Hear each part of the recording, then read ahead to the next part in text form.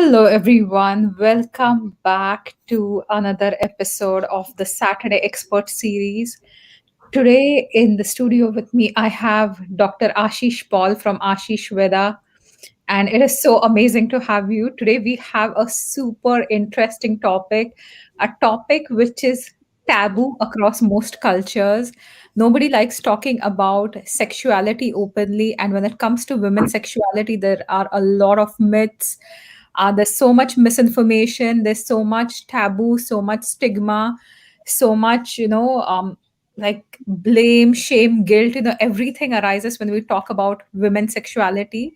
And it is a if you start understanding your sexuality as a woman, it is something that can really empower you. And that is why it is so important to have this dialogue. And I'm really, really thankful to you, Dr. Ashish, for joining me here. So, how are you doing today? Can you hear me? I can hear you. Is it your net dipping or my net dipping? Not sure. Okay, Yeah. I can hear you. Okay, perfect. Yeah. Yeah. So, welcome here. And how are you this morning? I'm good. It's afternoon in the UK, but I'm sure it's morning in your part of the world. And thank you, Dr. Manjari, for having me here. We have discussed a couple of other topics in the past, and today's topic is extremely super crucial for women's sexual health, sexuality, and the whole thing around this topic. So I'm glad we are touching upon it. This is just scratching the surface, not even scratching the surface. This is just opening up a discussion, opening up a dialogue. Mhm. So, why do you think there's so much stigma associated with women's sexual health? Oh, that's a really loaded question. I can give an answer, but it is, very contentious topic. Why is women's sexuality seen that way? Um, a lot of things, I think, but societally, it's one of the main reasons that I have seen being described in the books or by the scholars is that in the past, when you couldn't control the gene pool, when you couldn't control, you wouldn't know where the baby, whose baby it is, and Mhm. you wanted to obviously give your property and your money to your own children. The only way to make sure that that happens was if you knew and you could control women's sexuality. Yeah, Mhm. if you know that your woman is, you're married to that person and that person is in the house with you all the time, you know that these are your children, because otherwise there was no other way to know. Now we have the test and everything that we can do, which can still give you false results, Mhm. um, to what we call the paternity test, right? So that was one part of the whole puzzle. Mhm. Otherwise, I think what I know from tantric knowledge is that because sex overall, it's such an animal instinct, it just puts us in that position of being very raw. Yeah. Mhm. And because of that, we don't like to see it because it's is the basic instinct of us. Okay, we like this and we don't want to acknowledge certain things. So women's sexuality is controlled for paternal rights, nothing much. Mhm. But it obviously has layers and layers and layers of different things, religion, and then there is society, there is patriarchy, all of that is involved. Mhm. And that's something I've never thought about, like because the woman is the only one capable of, giving birth, right? So I think like it makes a lot of sense that that is the reason why it's so controlled or it's never talked about. And even when it comes to Ayurveda, this is a topic which is not explored as much. So Yeah. whenever we talk about sexuality, again within even the Ayurvedic fraternity or sisterhood is what I would say. Fraternity again is a very male thing, but this is like even with the Ayurvedic sisterhood, there are like the sexual health, there's not much awareness about it, right? And there are so many misinterpretations. And when we were having this general talk, I absolutely, oh, excuse me, I'm just gonna decline this. Phone. So when we had this topic up and we were discussing a bit about brahmacharya, and I really loved your explanation for it. So if you could elaborate on that, that would Yeah. be fantastic. Yeah, so I think the common knowledge about brahmacharya, or the way it has been transliterated or transcribed, across from Sanskrit to English, brahmacharya is equated to celibacy. But that's not what brahmacharya is about. Brahmacharya is to be in the way of Brahma, how you are as a person, to be completely aligned and to be aligned with the Creator. And when you are totally aligned with the Creator, then whatever comes to you, if you feel animalistic, you feel animalistic. If you feel loving, you feel loving. If you are in that hate moment, you are in that hate moment. You're not suppressing anything. That Hmm. is what brahmacharya means. Brahmacharya is never meant to be uh, to mean to refrain from sex. That is a very Christian version of this brahmacharya. Yeah. Hmm. And it is not natural to control your sexuality or to control your urges in that way, where you're putting a time scale to it. Okay, for a month I'm not gonna do it. But what about the head here? You're not Yeah. doing it, but you might be constantly thinking about it, and that defeats the purpose, because from genitals it has moved into your head, and which is rather more dangerous. Yeah. So, and sex is a natural desire, but when it comes naturally and you are naturally kind of relieving it, you are intimate with somebody, it has a natural release. Yeah. Hmm. And brahmacharya is also meant to be when you automatically trans you've crossed that stage where it has lost its like that shiny object, you get attracted to it, has Yeah. lost that shininess for you. Yeah.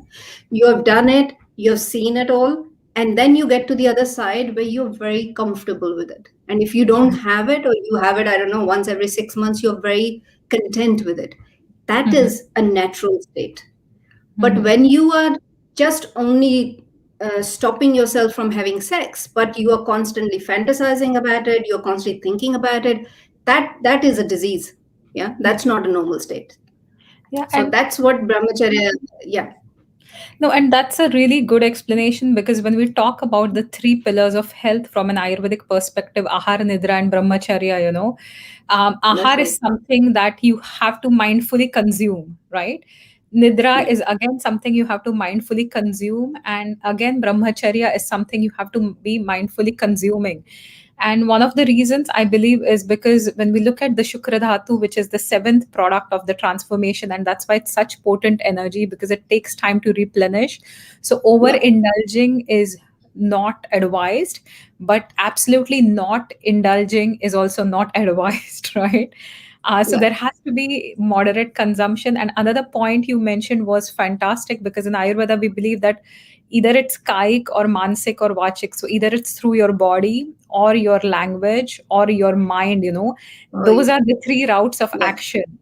So when people are Yeah. abstaining from exploring sex, and then they're constantly thinking about it, or they're constantly talking about it, or they're constantly indulging in porn, and they feel kind of deprived, and then there's no outlet. So again, that's a very Yeah. unnatural way, and then you're really not abstaining. If you're thinking about it all the time, it's not abstinence from an Ayurvedic perspective. Exactly, exactly. um And yeah. that's what I always say about these three pillars as well, that brahmacharya means not indulging. You can indulge in food. Yeah. We are seeing the results of overindulgence in food. You can Yeah. overindulge in sleep. You can Yeah. overindulge in anything. So Yeah. brahmacharya is about wise use of everything that you have. And of Yeah. course, it is the essence of your body.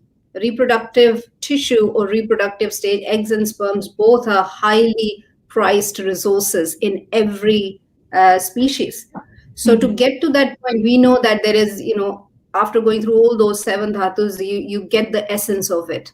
So just Mhm. imagine how much body has to work on it to Mhm. get that beautiful state of having a great egg and a great sperm.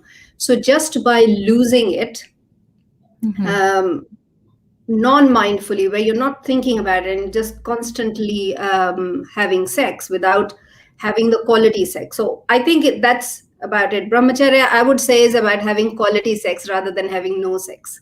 Yeah, or cook too much quantity of sex. No, definitely, Exactly. definitely. Yeah. So, one thing, another question I have is, because you are an expert in fertility, and often people only correlate sexuality to the fertility, right? Again, which Yeah. is a completely wrong thing, because they think that, okay, my reproductive stage is ending, I'm almost in menopause, so women are like ready to give up on their sex lives and men are not, and that also creates a lot of relationship issues. And this is something I see very commonly in my practice, because I see a lot of women going through hormonal changes in the menopausal region. You see women who are in the much earlier fertile stages. I see pretty much a lot more menopausal women. So what is your Yeah. thought process about this? Like, is sexual energy or sexual health only constrained to fertility, or is there a lot more to sexual health than just looking at it from a fertility aspect for a woman? Oh, no, no, no. You rather needed more afterwards. Yeah. Okay. Because because you're going to need all those hormones to be there, and hormonal releases all up here in the mind, in the brain, how you are. And if you have great quality intimacy with your partner and you're having great quality sex, means your hormones are balancing themselves. Mhm. Yeah. Sorry. So I always say that it's rather for me the other way around. When you are approaching menopause, sorry, you might need to change techniques. Yeah. Mhm. Sorry, I don't know what happened. You might need to change techniques. You might need to do more foreplay. You might need to, yes, of course, use lubricants because your body is going through changes. But it's not to say that you need less. And sexuality or sex or intimacy is not only just for fertility. Okay. Mhm. In both men and women, it's not. It's not to think that, oh, now I have reproduced, now there's no role. We don't need to be intimate with each other. That's not the case. Mhm. And that is true, because that's one of the reasons why so many marriages fall apart, because you just grow apart. Even you grow apart sexually, and often women will talk in hushed voices. They won't openly talk about it, they won't go for counseling for it. And as you said, it's a lot in the mind. I'm gonna say a quick hi to any of the viewers. If you're watching this, I can see you, you're watching this live. Please say a comment or say a quick hi, so we can know who's watching, who's not. And if at Yeah. any point of time you have questions for us, you can also post the questions in the comment section, or feel free to message me, right? You can direct message me your question and we will take those questions as well. I can understand, because there's so much stigma, so much taboo around the topic. People don't want to ask questions openly. So we are keeping that safe space for you as well. And if we Yeah. don't get to the questions today, we can always answer them during another session of ours, right? So please, say a quick hi. And when I said a quick hi, the viewership kind of dropped, which is another indication that people don't want to talk about these things. So Oh, why, okay. yeah, so why is it Yeah. so Say hello important? in personal messages. Let us know that you're listening. Yeah, yeah, yeah. Just send us personal messages and be like, okay, listen to your talk today, or we were there for your discussion. So, how can one reclaim their sexuality with Ayurveda? So that's my next question, is how can one, we often talk about an Ayurvedic diet, we often talk about an Ayurvedic lifestyle. What Yeah. about Ayurveda when it comes to sexual practices? Oh, that's a really Again, good question.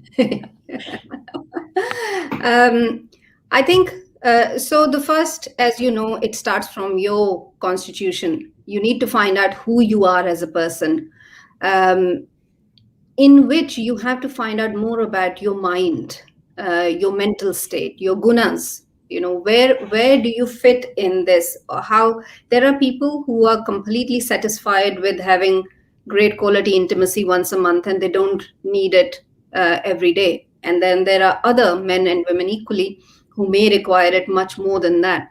But that also comes on from your constitution as well. What is your constitution? How do you think as well? Whether your mind is playing a part in this or not. And of course, we are looking at the diet, the lifestyle. What kind of lifestyle are you leading? Do you have the time for this? Because for quality intimacy, you need to have time also.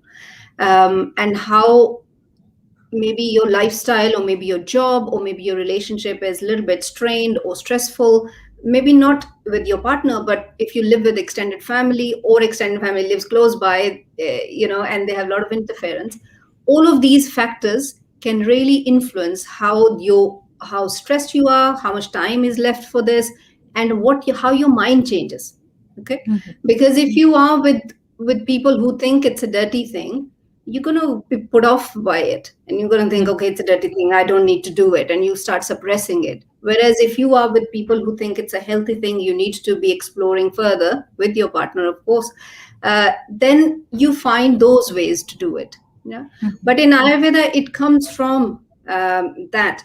And I'm sure you know this, because for me it was a great knowing that all the nervines that we use for the mind, yeah, all the Mhm. rasayana for the head, they are all Yeah. aphrodisiacs. Yeah. Mhm. So the Brahmi, the Tulsi, the Ashwagandha, they're all aphrodisiacs, which means, because this is the biggest sex organ that we have, the mind, how we are thinking. Mhm. So it comes from that your mind, your mindset has to be of that nature. And you Mhm. need all those three pillars: the food, the diet, and brahmacharya. Mhm. Not overindulging, but learning it in a safe space where you can explore this with safe partners. So you're Mhm. not just going out with anybody else where you don't know, because that's another thing. We have to be very careful about sexually transmitted diseases and everything. So we don't want to. Nobody would like to have those, yeah, transmitted from another person. So from Ayurvedic point of view, I have more knowledge or information, perhaps what we call from tantric point of view, which is Mhm. slightly different to Ayurveda. But it is to to learn to be comfortable with it. Yeah. Mhm. Otherwise, we know that, for example, the practical things: when you have just eaten, you don't do sex, or when you have had sex, you don't just straight away eat, you don't go for a huge exercise and then have sex, or after having sex, you don't go for a huge exercise. All these things we have. But it is more to do with how the mind is, Mhm. and how do you explore this area. And Ayurveda says that the best fertility is actually from the moment puberty starts. Between 20 and 25 is the highest fertility. Now, I don't know how many people are having kids at that time, as far as fertility is concerned, but it is to be exploring more at that time when your hormones are actually really raging, and you Mhm. can then experience with good health. Yeah, so that Mhm. your physical health is good, your mind is also relatively fresh at that time, you don't have all the worries and stresses of life, relatively less. And that's when you can indulge more and feel what that experience feels like. Because then there is a natural progression of brahmacharya, right? Brahmacharya comes in the third quarter of life. So that will only happen if you have had great experience in the beginning. Mhm. If we have been suppressing, then all of that is going to come out later, which is what is happening now, as you mentioned. When people are 40 plus and they say, oh, people start to go around or look around, is because they have been suppressing for far too long. So Mhm. Ayurveda, my understanding of Ayurveda is that your doshas have to be in line, your balance has to be there, your food balance has to be there. How do you eat according to your doshas? How much sleep are you having? Mhm. Because that will have huge impact on your hormones. Mhm. And then not overindulging. So those three pillars actually would be the base of it. Mhm. Well, and Yeah. Yeah, yeah. No, that makes, a lot of sense. Now is the talk of the big O, I have the question regarding, nobody again talks about sexual satisfaction or orgasms from a health standpoint, right? We Yeah. often hear about it from a pleasure standpoint, but there are so many benefits to exploring your sexual energy to a way that you are satisfied as a person, right? Or as a woman especially. So why is it crucial? Why are orgasms, and most women don't want to talk about it. When we had our discussion last time one on one, we were like, oh, most women don't even experience it. Some women fake it, and there's so much um, controversy or lack of awareness is the first step, I would say, around Yeah. orgasms. Then there is a lot of controversy. Then there's a lot of, guilt or blame, and all the things kind of pool in together, I think. So why are orgasms very crucial for the physical, mental, or emotional health, and also spiritual health? Like, why is it important? Um, wow. So I don't know where to even start. Uh, so we have some studies to prove they have seen they are recording the benefits, the medical benefits of orgasms in men and women equally. So it helps to balance your hormones. It brings in a lot of blood flow to the reproductive organs. That is why good quality orgasms are crucial for sperm health and eggs health. And then it brings a lot of blood flow uh, when person is orgasmic. Also, that orgasm, because it is kind of a culmination to a whole series of acts. Yeah, you have Mhm, foreplay, you have intercourse, and then hopefully both of you have orgasm, is when that huge energy is being experienced as a release. Yeah. And if it mhm, is channelized very well, can give you that kind of really in-depth, intimate experience with a great partner. And that has its own spiritual benefits. Yeah. mhm, It gives you that fleeting moment of when you have that blissful moment of being in orgasm, uh, where you're fully completely satisfied and you feel that bliss. Yeah. mhm, Or when you probably have that bliss in very few other things that you have in orgasm. And that's why the benefits of orgasm are huge for men and women.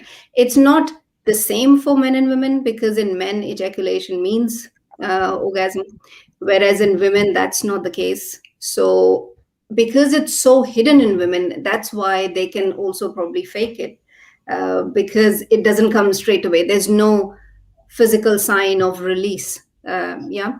But it mhm, has benefits. It lowers the cardiovascular,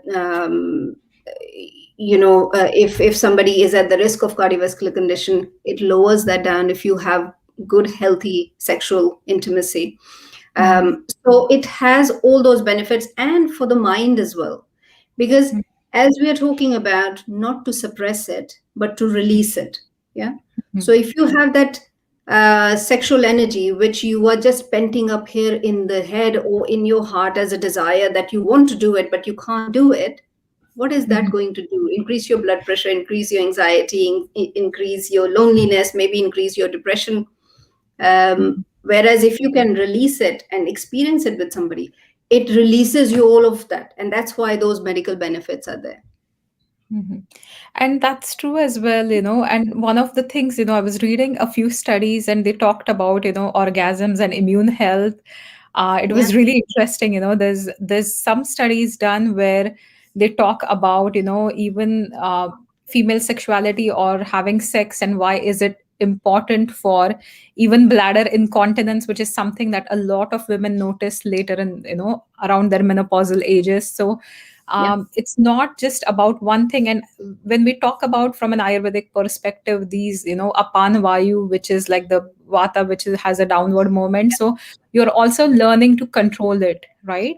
Release it appropriately, or um, having its own movement, letting it kind of do its natural activity. And that is one important aspect, every time to talk about. So Absolutely. And that is what that another thing I would like to mention here is about the pelvic floor control. yeah. right? Mhm. Because when you have great intimacy and you have that huge orgasm where all the organs are feeling that contraction, it is in a way is an exercise for the pelvic floor, right? Mhm. Where so if you're not having that, you're missing that. And for some people that may be the only time when they will experience that, yeah, unless Mhm. you're doing pelvic floor exercises separately. Mhm. And it is and so you mentioned it rightly that it has importance even in the incontinence, and also feeling in women we have the prolapse, the uterine prolapse. Mhm. One reason is that the pelvic floor is not strong enough to hold it. Mhm. Yeah, so if you do the exercising, which is what's going to happen in during the sexual activity and the orgasm, so it has those benefits as well. So Mhm. yeah, I mean, you can't go wrong with it, right? Yeah. No, and there was an interesting study I was reading, from I think Wilkes University in Pennsylvania, and they found that weekly or bi-weekly sex can actually help build your body's immunity.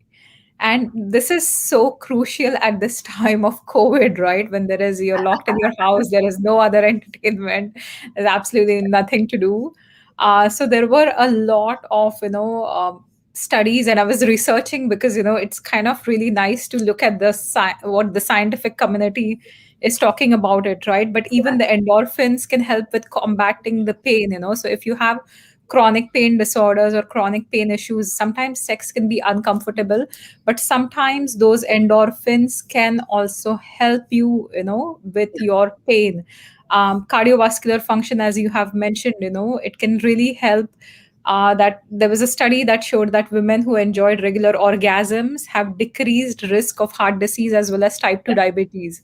So there are so many interesting studies about, women and Benefits. sexual health, and yet like nobody wants to talk about it, right?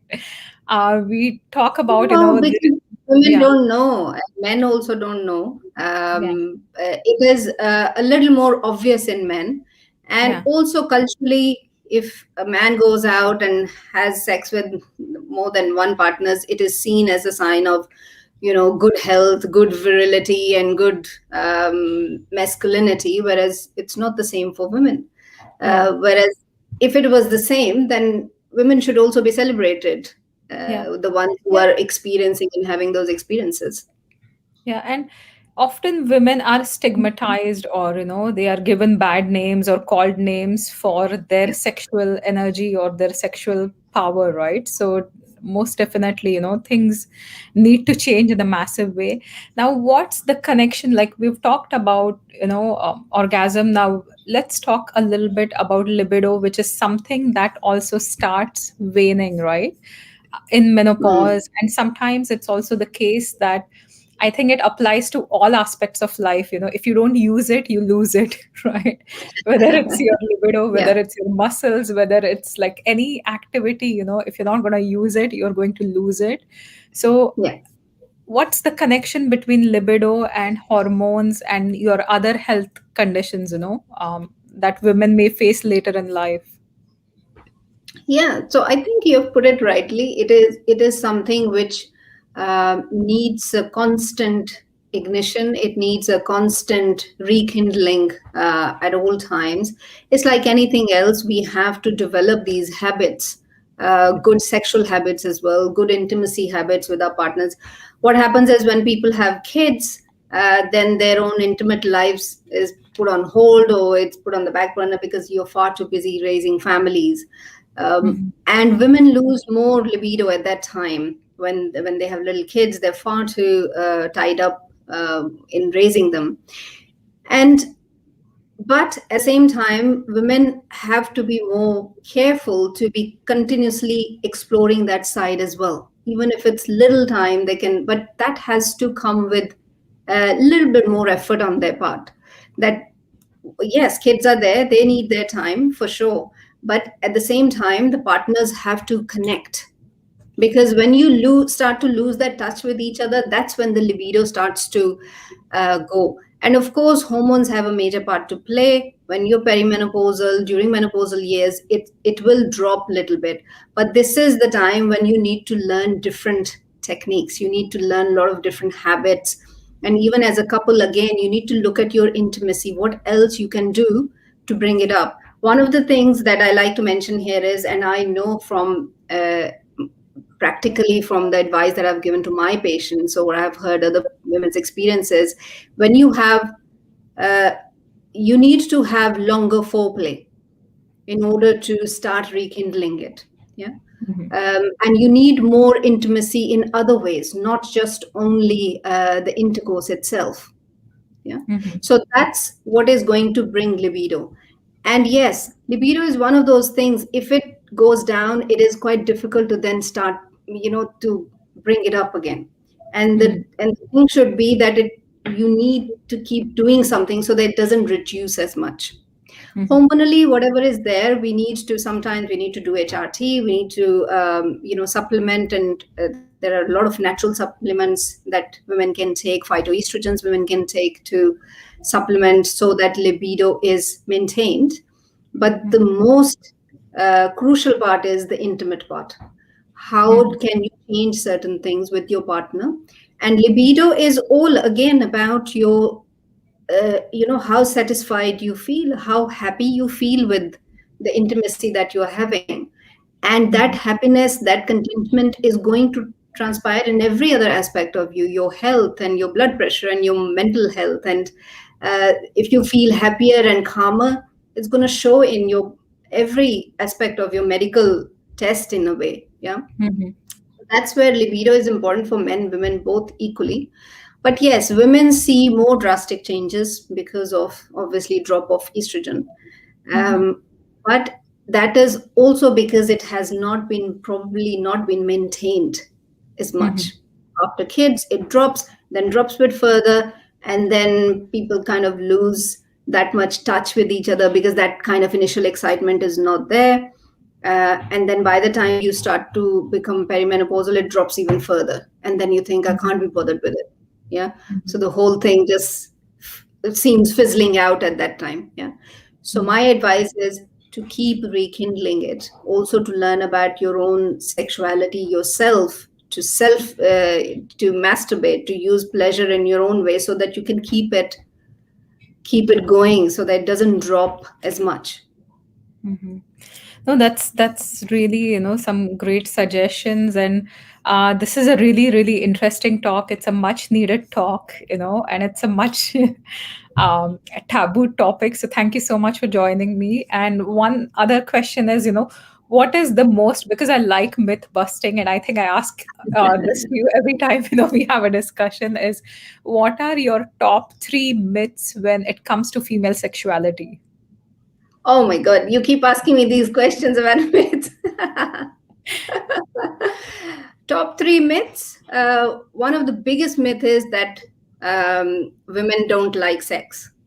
Yeah. Mhm. Or women don't want to have as much sex. It's rather the other way around. Yeah. Mhm. So it's not true. Women want to have sex. Women can have more sex than men. They have more capacity to have orgasms, multi orgasms rather. Mhm. Um, so definitely not true. That's Mhm. one myth.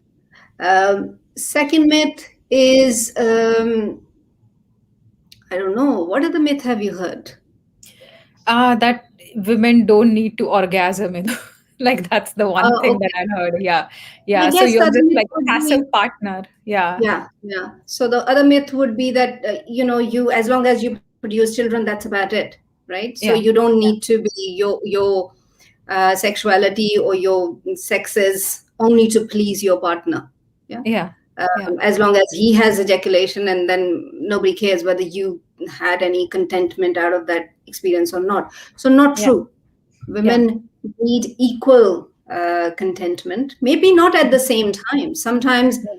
it's his day and he's the one to be Yeah. having pleasure that day. Another day it's her day and Yeah. she's the one that should be, the focus should be. So people should do that role play with each other. It's Yeah. her day and is his day. Yeah. So not true at all. Yeah. And the third myth, what's the third myth? um, Tell me the third myth. What do you hear from your patients or clients? That menopause, is the time where, you just kind of prepare to pack up and, pack up your sex life and you're kind of done with Ah, it. okay, But okay. Yeah, that's yeah. so I was wrong, also right? thinking Like, about yeah, menopause. yeah. So But women this is definitely, the end of your sexual life, right? yeah. Yeah, so Yeah, just pack your sexual bags and like just toss it out of the window or something. But you can have a healthy sex life at different stages of life. It is something that's also important. And one of the things I was just thinking, and I was reading some articles and suddenly it made very sense. I like to draw parallels between Chinese medicine and Ayurveda because sometimes, like conceptually, certain things are, the same. So there's yeah. this whole thing about the yin inside the yang and the yang in the yin, like that's how they have those Chinese diagrams. And it got me thinking that, women in Ayurveda are treated as very saumya. When we do the chikitsa, we are supposed to be very delicate or very, men are supposed to be very fiery and dynamic, from an external perspective. But when it comes to the shukra dhatu, if you look at the artav is more agneya and the siman is more saumya, so it's kind of the yin and the yang. And that is one of the reasons why I believe that, women also can have stronger sexual urges, because of, that dynamic part of, the artav or reproductive tissue. And there is no need to hide, either your sexuality or feel guilty about your sexuality or blame yourself for your sexuality, because that is something I see a lot coming from our culture, all the time. Like, you are not confident about expressing your sexuality, you are called names. And that is why each woman, like, you need to own your sexuality and really understand yourself in terms of your sexuality as well.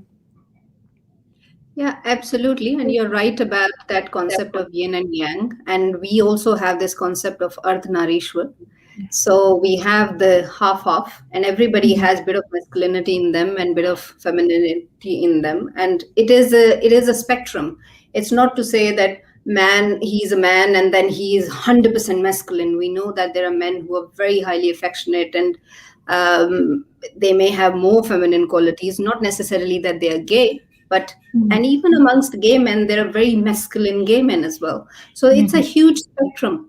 So I find that Ardhanarishwar, that comes from obviously a Vedic culture and part of Ayurveda as well. So we have that, how to harness that energy so that Mhm. when you need to be more feminine, you are more feminine. When you need to be more stronger, in one way, women are more stronger because childbirthing is the most difficult process of life, and they can go through that just like Mhm. that, and people think it's quite normal to go through. I mean, even a normal healthy birthing is called second life for women. Yeah, Yeah. women used to the biggest mortality for women is at the time of labor, and Mhm. it still is one of the biggest reason for female death Mhm. is at the time when they're going into labor, even with all the technology that we have, and because it's just a new birth, you don't know what can go wrong at that time.